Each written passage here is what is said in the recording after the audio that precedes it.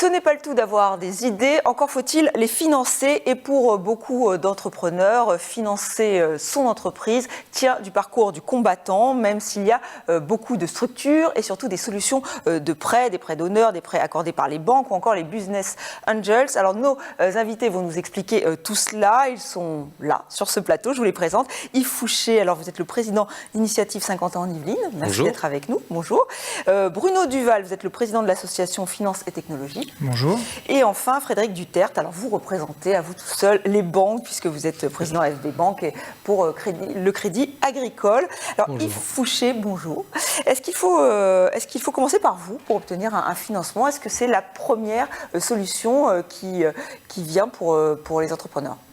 Non, il ne faut pas forcément commencer par le réseau Initiative. Il faut commencer par trouver un minimum de fonds dont le développement de son propre entreprise peut avoir besoin. Il se trouve que parmi les structures qui facilitent le financement, il y a notamment le réseau Initiative qui accorde des prêts d'honneur pour les créateurs, mais pas que, aussi pour les repreneurs et les développeurs. Et la bonne idée qui consiste à passer par nous, c'est que derrière, ça donne un effet de levier tout à fait sérieux, puisque, pour donner un chiffre simple, on a distribué à peu près 2,5 millions de prêts ces 5 dernières années, qui se sont traduits par près de 9 millions de prêts bancaires derrière. D'accord, donc vous donnez un bon signal. Voilà. Et c'est-à-dire, vous pouvez prêter jusqu'à combien, en fait, pour un entrepreneur? Nous avons donc plusieurs produits. Le produit créateur, le produit développeur, le produit repreneur d'entreprise et encore un autre produit de croissance. Et les prêts vont entre 5 000 et 25 000 euros suivant les projets. Mais on est sur un sujet, il s'agit de prêts d'honneur. Donc on ne prête pas à l'entreprise, mais au créateur ou au développeur qui s'engage lui-même à rembourser. C'est-à-dire que s'il y a 2 personnes dans l'entreprise, vous pouvez prêter aux 2 personnes? On peut absolument, et d'ailleurs on a plus d'emprunts que d'entreprises. On a à peu près un peu plus de 200 entreprises aidées, mais qui représentent presque 300 entrepreneurs. Puisque si vous avez 2 associés qui souhaitent créer une entreprise ou la développer, ils peuvent venir nous voir tous les 2 et obtenir tous les 2 un montant d'emprunt toujours compris entre 5 et 25 000 euros, 50 000 euros quand il s'agit d'un gros développement. Alors Frédéric Duterte, vous êtes d'accord? C'est-à-dire que si un entrepreneur vient en disant j'ai déjà Initiative 50 ans en Yvelines qui me suit, pour vous c'est un bon signal? Effectivement, les banques adorent accompagner les chefs d'entreprise accompagnés, c'est-à-dire ceux qui disposent du soutien, du regard bienveillant, du conseil que peuvent apporter en fait ce type de plateforme qui Fouché représente très bien. Et les chiffres parlent d'eux-mêmes. Pour un banquier pour lequel l'aversion au risque fait partie en fait du métier. Quand on lit une statistique qui dit qu'à 5 ans, on a 85% de taux de survie quand l'entreprise est accompagnée, alors qu'on est plutôt à 50% lorsqu'elle ne l'est pas, le calcul est extrêmement rapide. Le banquier va plutôt chercher à accompagner des chefs d'entreprise qui se sont, je dirais, entourés et qui ont eu du coup la bonne idée d'aller voir ce type de plateforme d'accompagnement. Et deuxième sujet extrêmement important, l'effet de levier que vous évoquiez, sur lequel je vous rejoins parfaitement. À partir du moment où le chef d'entreprise, à titre personnel, a pu bénéficier de prêts d'honneur, il peut les injecter au sein de son entreprise, constituer des fonds propres, base sur laquelle, moi, je peux me permettre ensuite d'ajouter, d'additionner des crédits bancaires qui vont l'aider en fait à se développer. Et vous allez nous expliquer tout ça dans un instant. Bruno Duval, une réaction à ce qui vient d'être dit. J'imagine qu'en tant qu'entrepreneur, vous n'êtes pas surpris. Vous-même, quand vous avez monté votre entreprise, vous avez été confronté à cette question financée. Alors le prêt d'honneur, j'y suis passé, donc je connais bien le système. Effectivement, ça marche très bien, c'est un bon système. Il y a plusieurs réseaux effectivement acteurs sur le domaine. Il y a également la BPI qui intervient complémentairement aux banques, qui est intéressant, donc qui est dans la chaîne de financement des fonds propres, va pouvoir faire des prêts sur des projets donnés aux créateurs pour renforcer la capacité de financement des projets. Les business angels que je représente interviennent un petit peu après, sur des phases où la croissance peut être, la dynamique de croissance est là et peut trouver du sens à se présenter à des business angels qui vont prendre des parts dans le capital de l'entreprise, dans le cadre de leur investissement. Alors vous évoquiez d'autres réseaux, hein. C'est vrai qu'il y a France Active, c'est ça, et le réseau Entreprendre. Il y a le réseau Entreprendre, il y a France Active, qui sont les 3 réseaux principaux qui soit accordent des prêts d'honneur, soit garantissent des prêts. Et on peut faire appel à chaque structure ou non, on peut pas. Si on peut cumuler ou c'est comment ça marche? Normalement pas. Et puis en plus, c'est pas le tout, si vous me permettez l'expression, d'obtenir des prêts. Il faut quand même les rembourser après. Oui. Donc on peut faire du surendettement, mais c'est pas forcément une bonne idée. Non, mais c'est surtout que je pense que chacun des réseaux a un peu sa spécificité.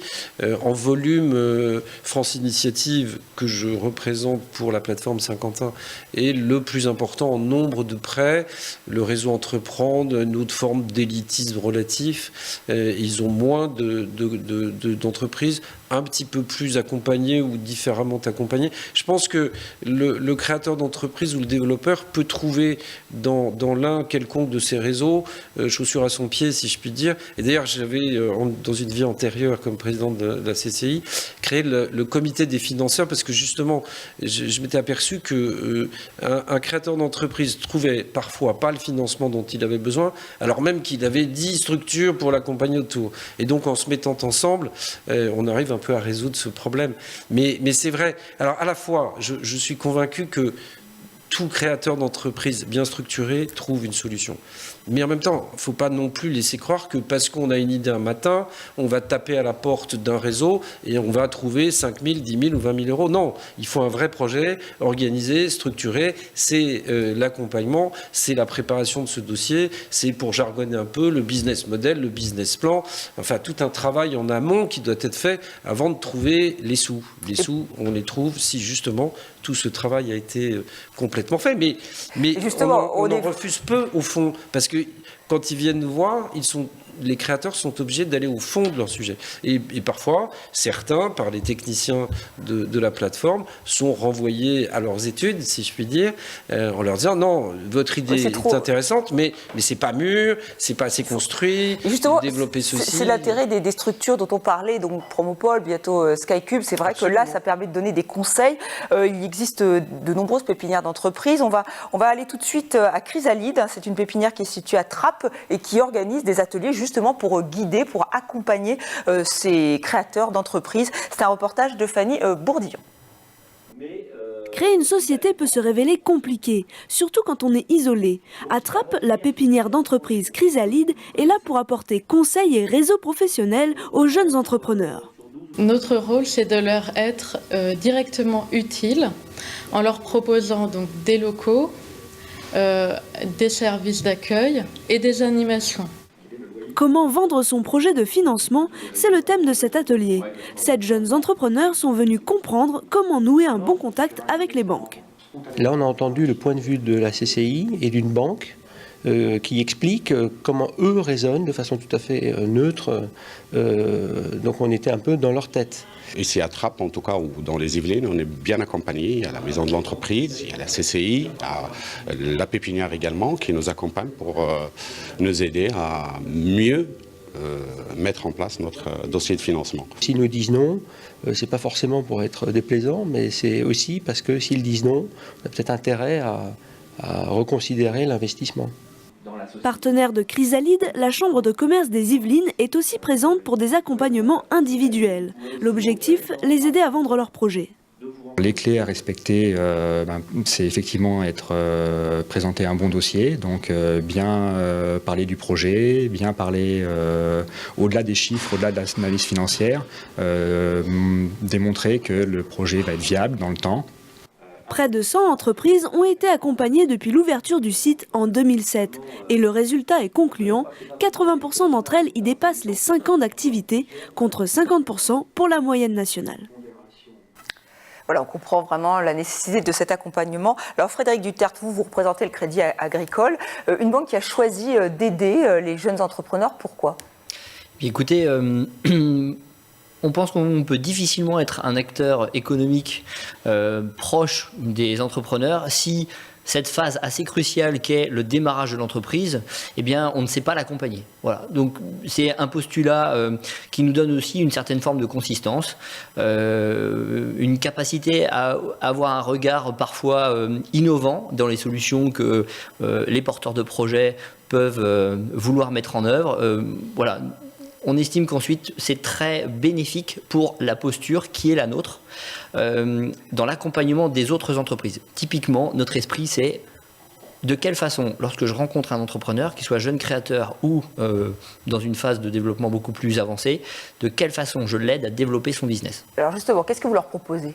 Alors, pour les créateurs d'entreprises, effectivement, le réflexe de se rapprocher vers un partenaire, si cette dimension-là n'a pas forcément été exploitée ou explorée par le porteur de projet, ben, c'est une première chose sur laquelle on est assez vigilant.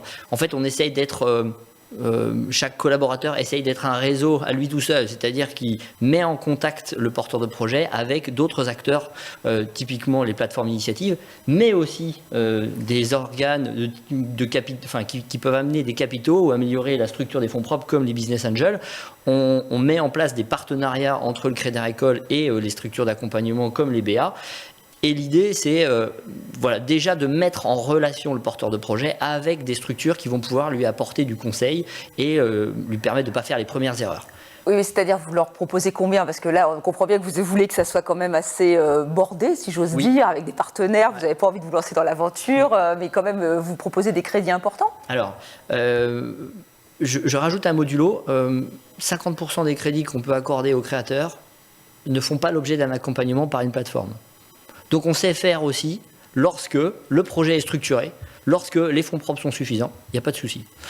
Lorsque, pour vous donner des chiffres, on a un accompagnement, les prêts d'honneur qui viennent alimenter les structures de l'ordre de 5 à 30 000 euros de prêts d'honneur permettent en fait à la banque, comme on l'a dit tout à l'heure, de faire un effet de levier de l'ordre de 3 ou 4. C'est-à-dire qu'on peut aller jusqu'à prêter 50, 60, 80 000 euros.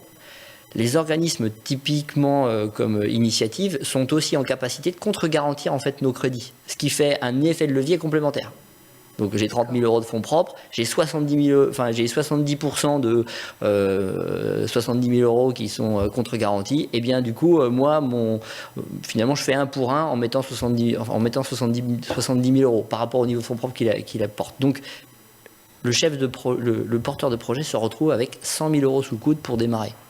Voilà, c'est très concret. Voilà, et ça c'est une somme suffisante, c'est la somme, ça dépend des projets j'imagine, mais Bruno Duval, vous, à quel stade vous intervenez avec votre association? Alors déjà sur les fonds propres, c'est effectivement un point très important parce que c'est, même pour la BPI, ils interviennent, eux ils financent à hauteur des fonds propres. En général, ils ont des fois 2 fois les fonds propres, ils ont des produits qui sont différents.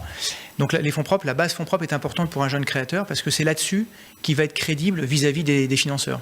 Donc de pouvoir renforcer ses fonds propres dès le début, c'est souvent l'erreur de beaucoup de jeunes qui se lancent, c'est qu'ils partent avec peu de moyens. Et c'est ce qui est d'ailleurs, il y a 15 ans, poussé à la création de Finance et Technologies, c'est de les aider justement à renforcer leurs fonds propres par du capital pour le coup. Là. Donc là, c'est très complémentaire parce qu'on est sur des fonds propres sur la mise de départ.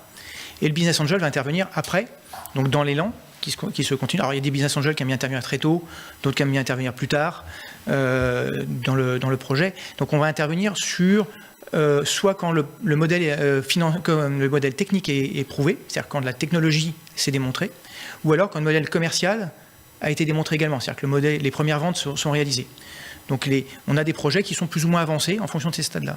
Et les valorisations qui vont être mises en face vont être différentes en fonction du stade d'avancement du projet.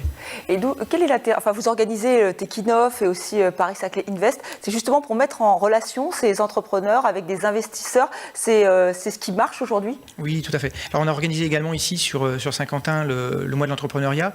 Ce qui est intéressant, c'est de pouvoir élargir, parce que le business angel, aujourd'hui il y a 80 réseaux de business angel en France, il y en a 79 exactement, il y a environ, je crois que la somme 2015 c'est 41 millions investis. Donc ça reste des montants qui restent relativement faibles par rapport à des besoins. Si vous ramenez ça au nombre au réseau, ça reste assez faible. Donc l'idée, c'est de multiplier les possibilités pour les créateurs de rencontrer des investisseurs, d'autres réseaux de business angel, donc de ne pas faire ça simplement avec un réseau, avec plusieurs réseaux, et de pouvoir rencontrer même d'autres acteurs, c'est-à-dire des investisseurs institutionnels, des petits fonds comme la FCPI ou les FIP qui peuvent intervenir en région. Donc tous ces fonds-là vont se mettre autour du projet et rencontrer au travers de nos événements les créateurs. L'intérêt, c'est que le créateur, par ce biais-là, peut rassembler des sommes de façon plus rapide pour atteindre la somme critique d'à peu près 1 million d'euros, qui est souvent la somme qu'ils vont rechercher à plus ou moins long terme. Il faut de réaction, est-ce que c'est complémentaire? Évidemment que c'est complémentaire, mais vous, comment vous analysez ces différentes formes de prêts? Et justement, c'est peut-être le business angel. C'est complètement complémentaire, et ce qui est important dans ce qui a été dit là, c'est que il faut comprendre pour le créateur que le prêt d'honneur, c'est considéré comme des fonds propres. D'ailleurs, c'est lui qui en est responsable. Et c'est pour ça que le banquier suit. C'est pas un prêt qui s'ajoute à un prêt. C'est l'apport que le créateur peut faire quand malheureusement, à titre personnel, il n'a pas assez. Après, les prêts d'honneur, on l'a dit, c'est gratuit, il faut quand même le répéter. Et à Saint-Quentin, non seulement c'est gratuit, mais même la plateforme de Saint-Quentin prend en charge la garantie. Mais ça permet d'obtenir une garantie bancaire. Mais tout cela ne mène pas à 1 million d'euros, naturellement. Et donc, une fois qu'on a passé ce premier stade, et si on a vraiment besoin de plus de 50 à 60 000 euros, il faut aller voir les business angels ou ce que nous allons lancer, des plateformes de crowdfunding, puisque je peux confirmer l'annonce de Jean-Michel Fourgousse, Saint-Quentin-en-Yvelines Initiative va lancer probablement au plus tard en septembre une plateforme de crowdfunding pour que les entrepreneurs en développement trouvent de nouveaux actionnaires ou de nouveaux partenaires. Mais là, il y a aussi un effort de culture à mener en France, parce qu'un entrepreneur a beaucoup de peine à accepter que des tiers extérieurs viennent dans son capital. Mais il n'y a pas d'alternative. Si on veut se développer, Henry Ford, il n'a pas fait tout seul. Bon, ben merci Fouché d'avoir officialisé en fait ce lancement de plateforme. Donc une bonne nouvelle de plus pour les entrepreneurs, a priori, qui auront donc une nouvelle forme de financement qui survient. Alors maintenant, un exemple d'une start-up qui est en plein essor, que vous connaissez peut-être. Il s'agit de Bbound. Elle vient d'être sacrée meilleure start-up de l'année par une plateforme Bonjour Idée qui est dédiée aux start-up et à l'innovation. Alors Bbound, c'est une application qui permet en fait de se connecter, de donner accès à Internet dans le monde entier. Et au monde entier, les explications de Fanny Bourdillon. Connecter les 4 milliards de personnes qui en sont encore exclues à Internet, c'est le challenge que s'est lancé Albert Schulman. En 2011, il a créé sa start-up, Bbound. Cette technologie s'appuie sur le réseau 2G, déjà existant presque partout dans le monde, pour proposer une connexion Internet aux pays qui ne l'ont pas. Nous sommes une start-up qui a développé une technologie qui a pour objectif de réduire la fracture digitale mobile, en permettant à tout possesseur de smartphone de rester connecté à Internet, quel que soit le réseau disponible, de la 4G, 3G jusqu'au SMS, et quelle que soit sa qualité. Bbound, c'est aujourd'hui 30 salariés dans 3 pays différents, les États-Unis, l'Algérie et la France. En pleine expansion, le concours Bonjour Idée leur a récemment décerné le prix de la meilleure start-up de l'année. Ça va nous aider d'abord en termes de notoriété, bien évidemment, d'autant plus qu'on est en processus de levée de fonds, comme toutes les start-up, ce n'est pas notre première. Et qu'il est évident que pour les investisseurs, le fait d'être lauréat, c'est aussi un gage supplémentaire de valorisation de l'entreprise. Bbound est la deuxième société à avoir intégré la pépinière d'entreprise de Versailles. En 2011, ils reçoivent 200 000 € de la CCI pour lancer leur prototype. Pourtant, Albert Schulman avoue qu'entreprendre aujourd'hui n'est pas un long fleuve tranquille. La difficulté, c'est se demander comment on va payer les salariés à la fin du mois, c'est d'obtenir les choses de l'administration aussi rapidement qu'on devrait les avoir, même si ça a énormément progressé. C'est les réponses. Dans les pays émergents, les réponses ne vont pas aussi vite que chez nous non plus, donc d'aller pousser pour avoir les réponses. Donc tout ça se mélange. La technologie qui devra marcher, on fait une démonstration et justement ça ne marche pas au moment où on fait la démonstration. Bref, tous ces petits moments qui peuplent la solitude de l'entrepreneur, mais qui en même temps nous renforcent, parce que c'est comme un parcours du combattant, c'est une espèce de marathon de vitesse sur lequel non seulement il faut durer, mais en plus il faut durer avec une bonne vitesse pour être capable de distancer ses éventuels concurrents. Asie du Sud-Est, Afrique et Moyen-Orient, le marché de Bbound, ce sont les pays émergents. Ils viennent de signer un accord avec le gouvernement du Bangladesh. Objectif, offrir Internet aux 145 millions de personnes dont le smartphone ne se connecte pas. Donc Bbound, une start-up au parcours exemplaire, on a bien compris les difficultés de ce chef d'entreprise. Justement, le financement de la croissance, c'est un peu le problème, c'est-à-dire qu'on aide à créer les entreprises, mais après, messieurs, Frédéric Duterte. Comme l'a très bien dit Bruno Duval, on a des dispositifs qui peuvent permettre d'accompagner les entrepreneurs. Et typiquement, BPI fait des choses assez intéressantes et on le fait ensemble. C'est-à-dire que BPI peut faire de l'avance remboursable, peut faire des crédits d'aide au développement et de leur côté, les banques peuvent prêter aussi à ce type d'entreprise avec des contre-garanties de BPI, ce qui donne plus envie de faire. Parce qu'on est quand même dans une phase de développement ou parfois d'amorçage, quand on est un peu plus en amont, qui est très complexe en fait à traiter par la banque, qui est un établissement réglementé. On ne peut pas faire n'importe quoi. Voilà. Bruno Duval, c'est presque le plus compliqué en fait. Le financement de la croissance. Oui, c'est un peu la complication la complexité pour les créateurs, c'est de trouver les premiers financements. C'est la première levée qui est compliquée. Hein. La première est très complexe parce que c'est là où ils se lancent, où ils prennent le réflexe de diluer, donc de perte de pouvoir dans le capital. Effectivement, ce que disait tout à l'heure mon collègue était intéressant là-dessus, parce que le réflexe n'est pas naturel de perdre le contrôle de son entreprise, et ils peuvent être dilués au-delà de 50%. Donc c'est-à-dire que la dilution peut être assez forte. Et donc la problématique derrière ça, c'est de les accompagner ensuite sur les phases d'après de seconde levée de fonds, ce qu'on appelle les deuxièmes tours.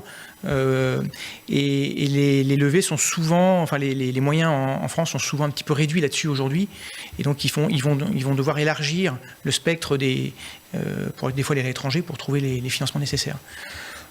Oui. La deuxième, on peut encore trouver, il y a encore des financements, il y a encore des fonds, les FCPI sont quand même relativement financés. C'est surtout la troisième ou quatrième levée qui peut être difficile. Pour le projet comme Sigfox, par exemple, qui a levé 100 millions d'euros, c'est des levées qui sont à l'étranger, par exemple. Yves Fouché, c'est vous qui aurez le mot de la fin, donc réaction à cette croissance. Tout a été dit. J'ajouterais juste que l'exemple qu'on vient de voir de cette start-up technologique est extraordinaire, mais on ne crée pas que des start-up technologiques. C'est important qu'on en ait, parce que sinon elles sont toutes américaines et c'est pénible, mais c'est aussi important d'avoir des entreprises ordinaires, si je puis dire, qui n'envisagent pas d'être les rois du monde. Deuxièmement, il y a un aspect très culturel. Il faut définitivement qu'en France, on continue à aimer l'entreprise, à la faire aimer dès l'école, dès l'université, pour que justement les entrepreneurs acceptent et considèrent comme normal qu'ils aient des tiers dans leur propre entreprise sous forme d'actionnaires, pour que tout ceci se développe. Car tout seul, on n'est pas grand-chose. Merci Yves Fouché, merci à vous aussi Frédéric Dutertre et Bruno Duval d'avoir accepté de participer à ce Fil Éco. Je vous propose de découvrir ensemble l'agenda de Fil Éco.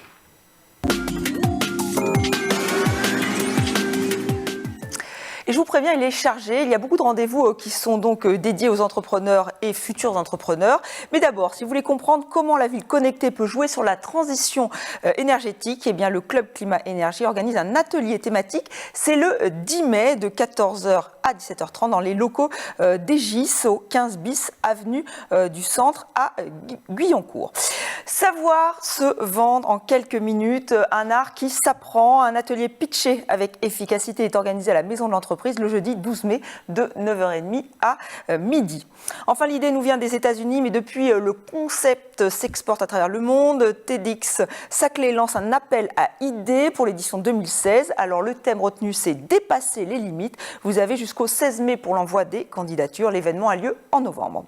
Et enfin, qui remportera le trophée des entreprises? Réponse le 19 mai à l'île des Loisirs de Saint-Quentin-en-Yvelines. 180 équipes de 3 s'affronteront dans cette épreuve multisport, un événement organisé par Saint-Quentin-en-Yvelines. Et si vous ne concourez pas, eh bien venez les encourager.